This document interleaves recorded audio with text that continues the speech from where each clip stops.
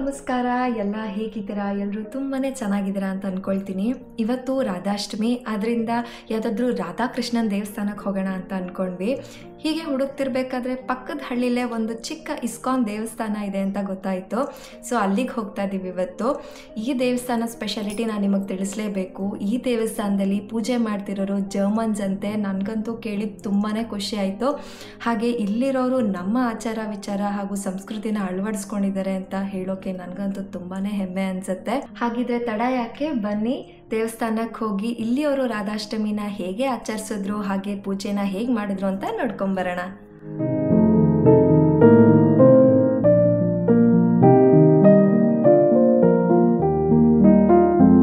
ನಾವಿವಾಗ railway station ಇಂದ ಇಳಿದು ದೇವಸ್ಥಾನದ ಮುಂದೆ ಬಂದು ನಿಂತಿದ್ದೀವಿ. ಈ ದೇವಸ್ಥಾನ ಇರೋದು ಮೆಕೆಸ್ಹೈಮ್ ಅನ್ನೋ ಒಂದು ಚಿಕ್ಕ ಊರಿನಲ್ಲಿ. ಮುಂಚೆ ಈ ದೇವಸ್ಥಾನ ಇದೇ ಊರಿನ ಒಂದು ಪುಟ್ಟ ಹಳ್ಳಿಯಲ್ಲಿತ್ತಂತೆ. ನಂತರ ಈ ದೇವಸ್ಥಾನನ ಇಲ್ಲಿಗೆ ಬೆಳೀತಾ ಮುಂದಕ್ಕೆ ಇಂಪ್ರೂವ್ ಆಗ್ತಾ ಈ ದೇವಸ್ಥಾನನ ಇಲ್ಲಿಗೆ ಶಿಫ್ಟ್ ಮಾಡಿದ್ರಂತೆ. ಈ ದೇವಸ್ಥಾನ ಇಲ್ಲಿ ಶಿಫ್ಟ್ ಮಾಡಿ ಒಂದು 30 years ಆಗಿರ್ಬೋದು ಅಷ್ಟೇ. ಏನಪ್ಪ ಒಂದು ಮನೇನ ತೋರಿಸ್ಬಿಟ್ಟು ಇವಳು ದೇವಸ್ಥಾನ ಅಂತ ಇದ್ದಾಳೆ ಅಂತ ನೀವೆಲ್ಲ ಅನ್ಕೊಳ್ಬಹುದು. ನಾನು ಅವಾಗಲೇ ಹೇಳಿದೆ ಇದೊಂದು ಚಿಕ್ಕ ಊರು ಅಂತ. ಆದ್ರಿಂದ ಇವರ ಕೈಯಲ್ಲಿ ಎಷ್ಟಾಗುತ್ತೋ ಅಷ್ಟರ ಮಟ್ಟಿಗೆ ಒಂದು ಸಣ್ಣದಾಗಿ ದೇವಸ್ಥಾನನ ಮಾಡ್ಕೊಂಡಿದ್ದಾರೆ. ದೊಡ್ಡ ಊರಿಗೆಲ್ಲ ಹೋದರೆ ನಿಮಗೆ ನಮ್ಮ ಇಂಡಿಯಾದಲ್ಲಿ ಕಾಣೋ ಅಂಥ ಒಂದು ಕೆತ್ತನೆಗಳಾಗಲಿ ಗೋಪುರಗಳಾಗಲಿ ಕಾಣಿಸ್ಕೋಬೋದು. ಇದು ಒಂದು ಚಿಕ್ಕ ಜಾಗ ಆಗಿರೋದ್ರಿಂದ ಚಿಕ್ಕ ಹಳ್ಳಿಯಲ್ಲಿ ಅವರ ಕೈಲಿ ಎಷ್ಟಾಗುತ್ತೆ ಅಷ್ಟಕ್ಕೆ ಮಾಡ್ಕೊಂಡಿದ್ದಾರೆ. ದೇವರನ್ನ ಹೇಗೆ ಪೂಜೆ ಮಾಡಲಿ, ಎಲ್ಲೇ ಇಟ್ಟು ಪೂಜೆ ಮಾಡಲಿ, ಒಂದು ಶುದ್ಧ ಮನಸ್ಸಿನಿಂದ ಪೂಜೆ ಮಾಡಬೇಕು ಅನ್ನೋದು ಒಂದು ನನ್ನ ಅಭಿಪ್ರಾಯ. ಸರಿ, ಹಾಗಿದ್ರೆ ತಡ ಮಾಡೋದು ಬೇಡ, ದೇವಸ್ಥಾನದ ಒಳಗೆ ಹೋಗೋಣ ಬನ್ನಿ.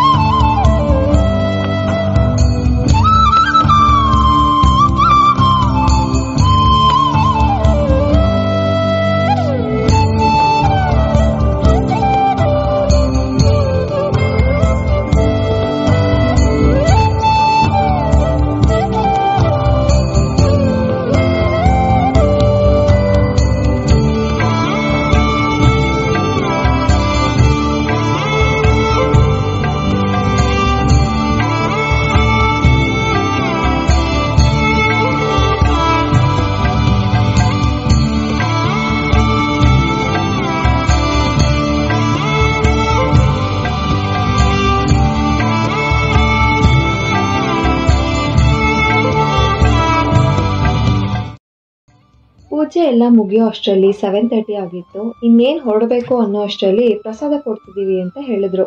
ಸೊ ನಾವು ಪ್ರಸಾದ ತಗೊಳಕ್ಕೆ ಅಂತ ಹೊರಗಡೆ ಬಂದ್ವಿ. ನೋಡ್ಬೋದು ಇಲ್ಲಿ ಇಂಡಿಯಾದ ದೇವಸ್ಥಾನಗಳಲ್ಲಿ ಪ್ರಸಾದ ಬಡಿಸೋ ರೀತಿ ಇಲ್ಲೂ ಕೂಡ ಕೊಡ್ತಾ ಇದ್ದಾರೆ.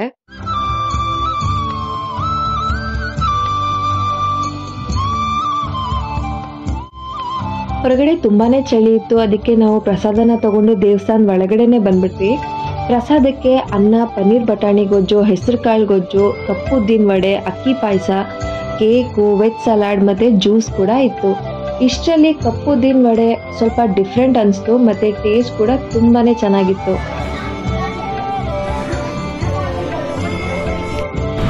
ಈಗ ನಾವು ದೇವಸ್ಥಾನದಿಂದ ಪೂಜೆ ಎಲ್ಲ ಮುಗಿಸ್ಕೊಂಡು ಹೊರಡ್ತಾ ಇದ್ದೀವಿ.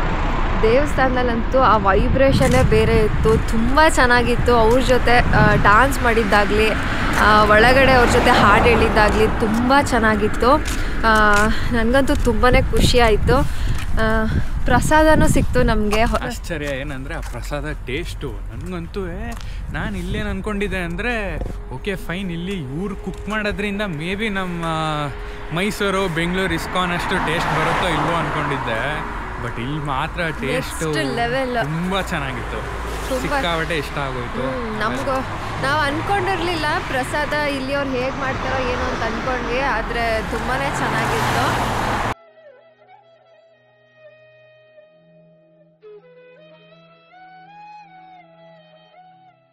ನಾವಿವಾಗ ದೇವಸ್ಥಾನದಿಂದ ನಡ್ಕೊಂಡು ರೈಲ್ವೆ ಸ್ಟೇಷನ್ ಹತ್ರ ಬಂದು ತಲುಪಿದ್ದೀವಿ. ಟೈಮ್ ಅಂತೂ 8 ಗಂಟೆ ಆಗಿದೆ. ಟ್ರೈನಿಗೆ ವೆಯ್ಟ್ ಮಾಡ್ತಾ ಇದ್ದೀವಿ. ಸೊ ನಮ್ಮ ಟ್ರೈನ್ ಬರೋದು ಇನ್ನೂ 1 ಅವರ್ ಆಗುತ್ತೆ ಅನಿಸುತ್ತೆ. ಇಲ್ಲಿಂದ ಡೈರೆಕ್ಟ್ ಹೈಲ್ಬ್ರಾನ್ಗಿರೋ ಟ್ರೈನು 9 ಗಂಟೆಗಿರೋದು. ಈಗ ಬಂದು ಟೈಮ್ ಇನ್ನೂ 8 ಗಂಟೆ. ಸೊ 1 ಅವರ್ ನಾವಿಲ್ಲೇ ರೈಲ್ವೆ ಸ್ಟೇಷನಲ್ಲೇ ವೆಯ್ಟ್ ಮಾಡಬೇಕು.